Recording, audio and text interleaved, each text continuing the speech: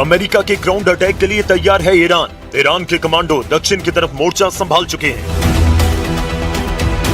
एक तरफ अमेरिका की मरीन फोर्स और दूसरी तरफ ईरान के IRGC कमांडो। लड़ाई बहुत खतरनाक होनी जा रही है, ये आशंका पूरी दुनिया को है। इस जमीनी जंग में कौन किस पर भारी पड़ेगा, इसका फैसला न ईरान में हो रहा है न ही अमेरिका में। इस युद्ध में आगे की लड़ाई कंट्रोल करने के लिए रूस के राष्ट्रपति व्लादिमीर पुतिन ने किया है बड़ा फैसला। रूस ने अपनी सबसे खतरनाक फोर्स ईरान भेजने का इरादा जाहिर कर दिया है।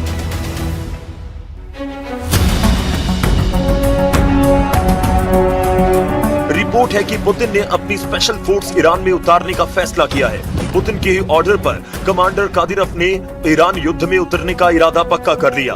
कादिरोव ने कहा कि वो खुद इस जंग में उतरकर अमेरिका से लड़ने के लिए तैयार है। कादिरोव ने अपने चेचन लड़ाकों को ईरान के लिए लड़ने का ऑर्डर दिया है और अब ये खूंखार चेचन लड़ाके अमेरिका की ईंट से ईंट बजाने के लिए ईरान की जमीन पर पहुंच रहे हैं। ये रिपोर्ट ईरान के सरकारी मीडिया में छप रही है। ये रिपोर्ट अजरबैजान की मीडिया में हेडलाइन बन रही है। चेचन कमांडर रमजान कादिरोव ने कहा कि जरूरत पड़ी तो वो खुद ईरान जाएगा और अमेरिका से लड़ेगा। रमजान कादिरोव के कमांडर बोल रहे हैं कि वो अपनी जान की बाजी लगाकर ईरान के लिए लड़ेंगे, क्योंकि कमांडर कादिरोव ने कहा है कि ईरान पर हमला पूरे इस्लामिक वर्ल्ड को बांटने की साजिश का हिस्सा है।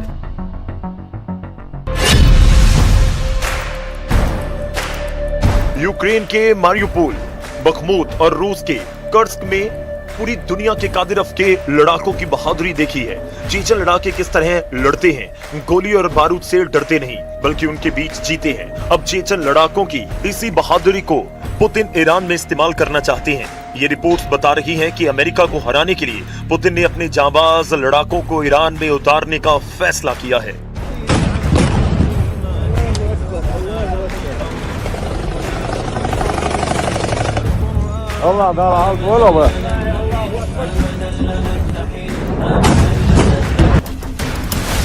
इस युद्ध में रूस की फोर्स के उतरने का मतलब है कि अब ये जंग अमेरिका बनाम ईरान नहीं रही। अब ये युद्ध अमेरिका कैंप बनाम रशियन कैंप बन चुका है, जिसमें एक तरफ अमेरिका और नेतन्याहू के साथ अरब देश हैं, जहां से लगातार ईरान पर हमले हो रहे हैं। वहीं दूसरी तरफ ईरान को बचाने के लिए तैयार है रूस, चीन और उत्तर कोरिया। यही वजह है कि इस जंग को अब तीसरे विश्व युद्ध की शुरुआत कहा जा रहा है, जहां वॉर जोन ईरान है और दोनों तरफ लड़ने वाली ताकत सुपर पावर मानी जा रही है। ईरान के खिलाफ ग्राउंड ऑपरेशन के लिए अमेरिका इसलिए मजबूर हो रहा है क्योंकि वो अब ईरान के मिसाइल अटैक को नहीं रोक पा रहा। ईरान की खुर्रम शहर और सेजिल मिसाइल किस तरह इजराइल पर हमला कर रही है, इसके वीडियो लगातार वायरल हो रहे हैं। ईरान लगातार अपनी मिसाइल पावर से इजराइल, अमेरिका और खाड़ी देशों को शॉक पर शॉक देता जा रहा है। ये इजराइल का आसमान है और यहाँ ईरान की बैलिस्टिक मिसाइल कैसे इजराइल की 2 इंटरसेप्टर को धोखा देती है। इस वीडियो ने नेतन्याहू को परेशान कर दिया क्योंकि उनकी पूरी ताकत ईरान के मिसाइलों को रोकने में जाया होती जा रही है। इजराइल के डिफेंस सिस्टम काम नहीं कर रहे हैं।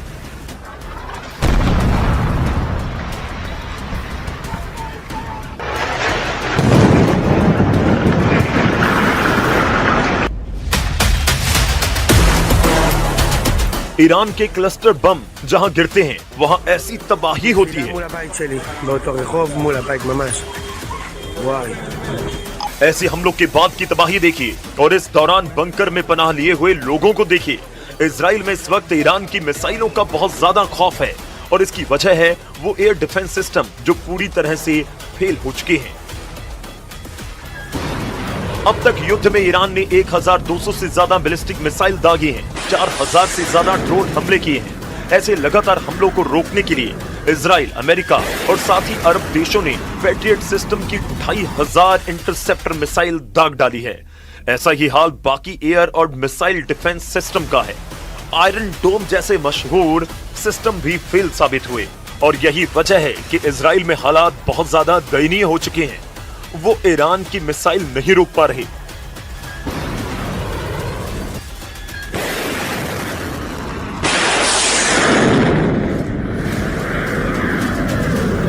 लेकिन डोनाल्ड ट्रंप की प्रवक्ता कैरोलिन का दावा है कि इस युद्ध में अमेरिका को लगातार कामयाबी मिल रही है। With respect to the ongoing major combat operations in Iran, Operation Epic Fury is moving ahead successfully and according to plan. With each passing day, the United States military is increasing its advantage over the terrorist Iranian regime. America और Israel की दिक्कत यह है कि ground operation अब उनके लिए मजबूरी बन चुका है और ईरान भी यही चाहता है कि किसी भी तरह अमेरिका अपनी फौज को जमीन पर उतारे ताकि मुकाबला आमने सामने का हो। अगर ईरान में ग्राउंड ऑपरेशन होता है तो उसमें अब पुतिन की फोर्स भी लड़ेगी, इस बात की गारंटी दी जा रही है और ऐसे युद्ध के लिए कमांडर रमजान कादिरव के लड़ाके तैयार हैं। चेचन्या के अख्तम स्पेशल फोर्स के कमांडर लेफ्टिनेंट जनरल आप्ती अलाउद्दीनोव ने कहा कि इस युद्ध में वो ईरान के साथ हैं। अगर जरूरत पड़ेगी तो वो खुद भी ईरान की जमीन पर जाकर लड़ने के लिए तैयार हैं। लेफ्टिनेंट जनरल आप्ती अलाउद्दीनोव को चेचन लीडर रमजान कादिरव का कमांडर नंबर 1 कहा जाता है। आप्ती अलाउद्दीनोव चेचन्या की अखमत फोर्स का कमांडर है जो कादिरव की स्पेशल फोर्स मानी जाती है और इसी फोर्स ने कर्स्क और मारियोपोल में पुतिन को जीत दिलाई है। यही वजह है कि आप्ती अलाउद्दीनोव कर्स्क का किल कमांडर कहा जाता है और यही किल कमांडर अब ईरान में पहुंचकर अमेरिकी मरीन का सबसे बड़ा खौफ बनने को तैयार है। चेचन्या की फौज कैसे लड़ती है इसके वीडियो लोगों ने यूक्रेन में देखे हैं। पुतिन का सबसे भरोसेमंद कमांडर रमजान कादिरव और उसका एक एक लड़ाका अगर ईरान में उतरा तो जंग बहुत भीषण होगी। इस बात की गारंटी पुतिन कैंप से मिलने लगी है, लेकिन ट्रंप का मीडिया डिपार्टमेंट पूरी तरह इस युद्ध को अमेरिका के पक्ष में बता रहा है। Iran will no longer have the credible ability to threaten the United States or our allies, which is, of course, the overall objective and mission the president set out when he launched Operation Epic Fury. Trump Iran पर हमला करेंगे या खुद को बचाएंगे या फिर Israel के युद्ध में पूरी ताकत झोंक देंगे। जबकि नेतन्याहू ने साफ कर दिया है ईरान के खिलाफ ग्राउंड ऑपरेशन में इजराइल शामिल नहीं होगा और इसकी वजह है लेबनान का फ्रंट। एक तरफ ईरान पर हमला, दूसरी तरफ इजराइल पर अटैक। युद्ध में एक दूसरे को पूरी तरह खत्म करने के लिए एड़ी चोटी का जोर लगा रहे हैं ईरान और इजराइल। युद्ध कितना लंबा खिंचेगा ये तस्वीरें बता रही हैं। ईरान की पावर ग्रिड पर हमले के बाद इजराइल की बहुत ही खास रिफाइनरी टारगेट बनी है। यह है उत्तरी इजराइल का शहर हाइफा और यहां रिफाइनरी पर हुआ है हमला। तेल के भंडार धू धोकर जल रहे हैं, धुआं मीलों दूर से देखा जा सकता है। ये नेतन्याहू को बताने की कोशिश है कि ईरान पर हमला होगा या फिर लेबनान पर अटैक होगा तो इजराइल तक जवाब जरूर पहुंचेगा। ये हाइफा की मजान रिफाइनरी है जहां से इजराइल की जरूरत का 60% तेल तैयार किया जाता है।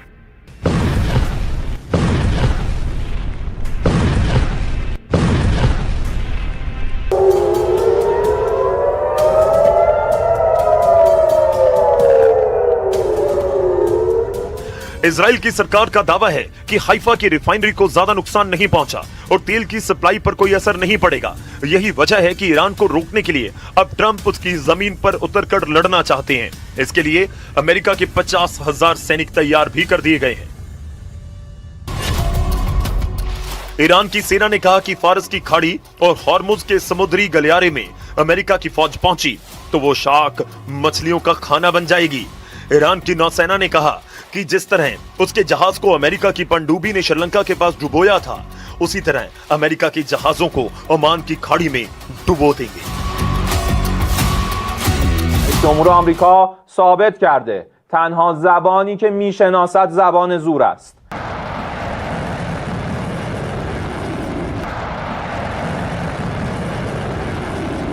ईरान के सामने इस वक्त उसका दक्षिण का फ्रंट बहुत ज्यादा खतरनाक बन चुका है।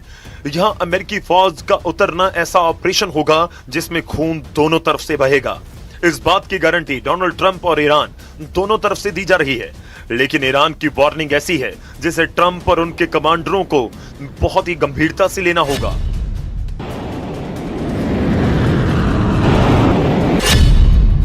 क्योंकि अब तो चेचन लड़ाके भी ईरान की तरफ से लड़ने को तैयार हो चुके हैं। पुतिन अब खुद इस युद्ध को कंट्रोल करने के लिए उतर चुके हैं। इस युद्ध में तुर्की पर भी सबकी नजरें हैं और एर्दोआन ने अरब देशों से कहा है कि वो इस युद्ध में शामिल ना हो।